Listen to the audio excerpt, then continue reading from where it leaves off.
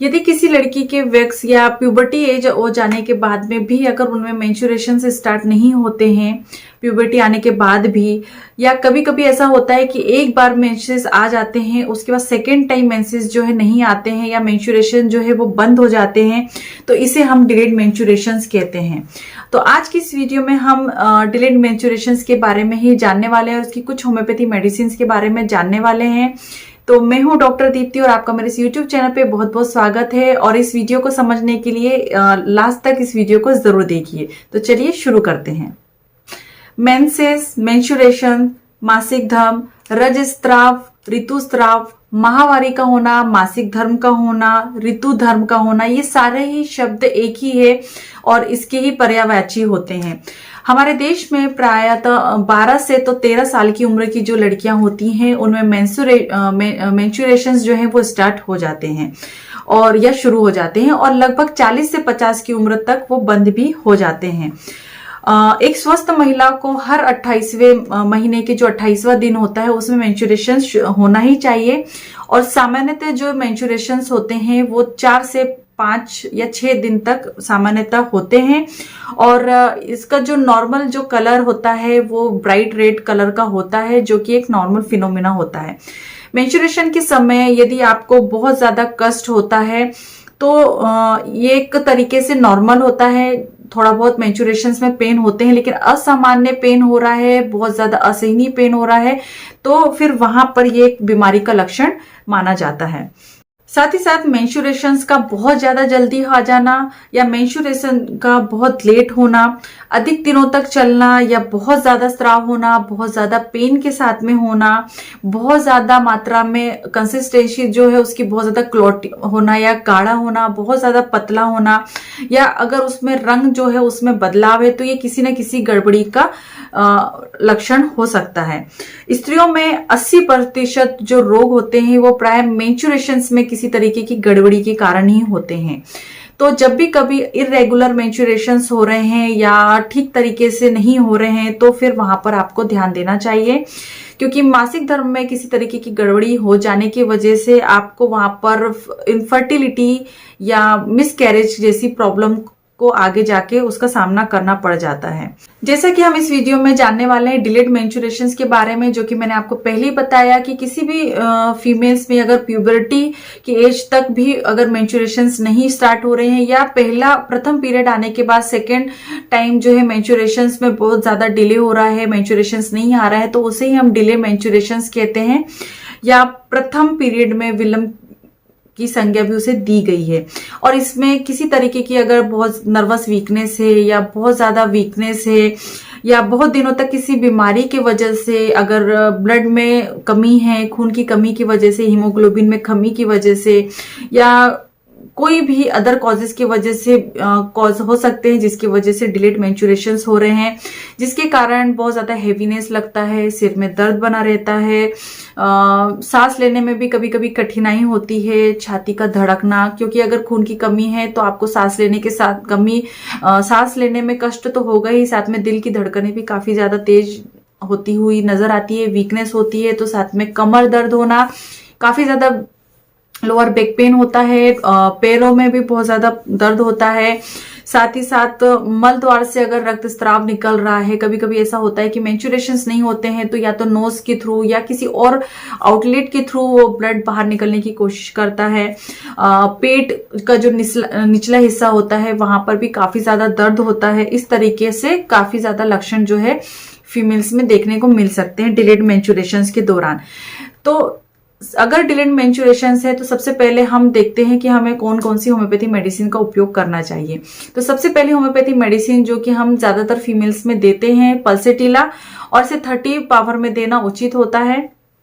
तो जहां पर फीमेल्स जो है बहुत ज्यादा ओबेज है और काफी ज्यादा पोलाइट है, माइल्ड है, बहुत छोटी छोटी बातों पर परेशान हो जाती हैं और कोई भी कंप्लेंट बिना रोए वो नहीं बताती हैं, तो ये काफी ज्यादा हेल्पफुल होम्योपैथी मेडिसिन है।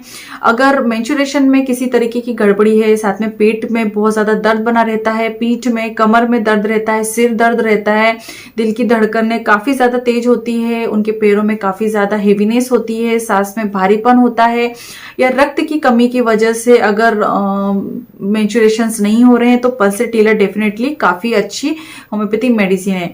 इसमें जो फीमेल्स होती है वो गर्मी बिल्कुल भी सहन नहीं कर पाती है और हमेशा खुली हवा में रहना पसंद करती है।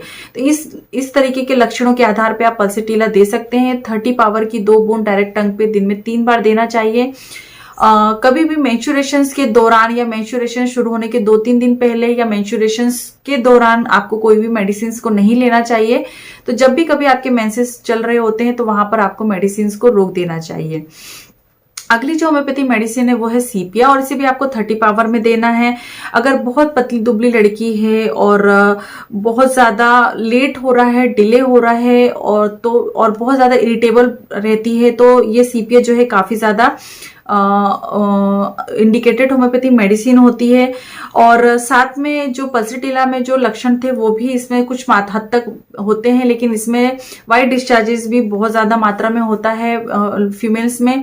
तो 30 पावर की 2 बूंद डायरेक्ट टंग में दिन में 3 बार देने से उन्हें काफी ज्यादा फायदा होता है। अगली जो होम्योपैथी मेडिसिन है वो है एकोनाइट और उसे भी 30 पावर में देना है। अगर सर्दी लग जाने की वजह से या किसी तरह से कोई फियर की वजह से अगर डिलेड मेंस्ट्रुएशन से फर्स्ट पीरियड जो है या मेंसेस जो है वो नहीं आ पा रहा है और मासिक धर्म के किसी भी तरीके से कोई भी गड़बड़ी में अगर इस तरीके से या इस वजह से हो रही है तो एकोनाइट मेडिसिन काफी ज्यादा बेनिफिशियल होती है। 30 पावर की 2 बूंद डायरेक्ट टंग में दिन में 2 बार देने से काफी ज्यादा लाभ मिलता है। अगली होम्योपैथी मेडिसिन है सिमिसिफुगा और इसे भी 30 पावर में देना चाहिए। अगर ओवरी में किसी तरीके की कोई प्रॉब्लम है जिसकी वजह से आपको मेंसेस जो है ठीक तरीके से नहीं आ रहे हैं, काफी ज्यादा सिरदर्द रहता है, हीमोग्लोबिन की कमी है, खून की कमी है, विशेष तौर पे आपका जो बाह्य हिस्सा होता है, जो स्तन होता है वहां पर काफी ज्यादा दर्द रहता है, पेन होता है, तो ये मेडिसिन काफी ज्यादा इंडिकेटेड होती है। तो 2 बूंद डायरेक्ट टंग में दिन में 3 बार देने से जो पेशेंट होता है उसे काफी ज्यादा फायदा मिलता है। अगली जो होम्योपैथी मेडिसिन है वो है सल्फर और इसे 30 पावर में देना है। जहां पे काफी ज्यादा लोअर बैक पेन है, सिर में काफी ज्यादा इरिटेबिलिटी रहती है, बहुत ज्यादा चक्कर आते हैं, भूख नहीं लगती है, स्वभाव थोड़ा सा चिड़चिड़ा है, कभी इनडाइजेशन जैसी प्रॉब्लम होती है, पाइल्स की शिकायत हो, साथ में कब्ज भी होता है। तो इन सभी लक्षणों में जहां पर डिले मेंस्ट्रुएशंस भी हैं इन लक्षणों के साथ तो सल्फर 30 काफी ज्यादा बेनिफिशियल होती है। तो दिन में 1 बार 2 बूंद डायरेक्ट टंग पे लेना जो है काफी ज्यादा फायदेमंद होता है। तो सुबह सुबह सल्फर 30 की ड्रॉप या डोज आपको लेनी चाहिए। अगर बहुत ज्यादा दुबली पतली लड़की है और नींद नहीं आती है, ठंड लगते हैं, पाँव में बहुत ज्यादा ठंडक लगती है, कब्ज हमेशा बनी रहती है, तो इस तरीके के लक्षणों में जहां पर उनमें खून की कमी भी होती है तो नेट्रोम्योर जो है काफी ज्यादा बेनिफिशियल मेडिसिन है। 12x में देना काफी ज्यादा फायदेमंद होता है। टेबलेट फॉर्म में अगर ले रहे हैं तो 4 टेबलेट दिन में 3 बार लेने से काफी ज्यादा बेनिफिट मिलता है। अगली जो होम्योपैथी मेडिसिन है वो है ब्रायोनिया। अगर मेंसेस नहीं हो रहे हैं, डिलेड मेंसेस हैं और नाक से खून निकल रहा है या मुंह से खून निकल रहा है, सूखी खांसी भी रहती है, छाती में सुई से चुभने जैसा महसूस होता है, साथ में कब्ज भी बनी रहते हैं, तो ऐसे लक्षणों के आधार पर आप ब्रायोनिया 30 पेशेंट को दे सकते हैं। 2 बूंद डायरेक्ट टंग में दिन में 3 बार लेने से काफी ज्यादा बेनिफिट मिलता है। वेरेटम एल्बम मेडिसिन भी काफी ज्यादा बेनिफिशियल होती है, 30 पावर में काफी ज्यादा उपयोगी होती है। हाथ पैर नाक में बहुत ज्यादा ठंड जैसा महसूस होता है, चेहरे का रंग बहुत ज्यादा बदरंग नजर होता है और बहुत ज्यादा वॉमिटिंग जैसा महसूस होता है, दस्त लगते हैं, बहुत ज्यादा वर्टाइगो जैसा महसूस होता है, सिर में दर्द रहता है, कमजोरी सी महसूस होती है और बार बार पेशेंट जो है बेहोश हो जाता है या हिस्ट्रिया की अगर लक्षण है तो ऐसे लक्षणों के आधार पर आप इस मेडिसिन को दे सकते हैं। 30 पावर की 2 बूंद का सेवन दिन में 3 बार करना हितकर होता है।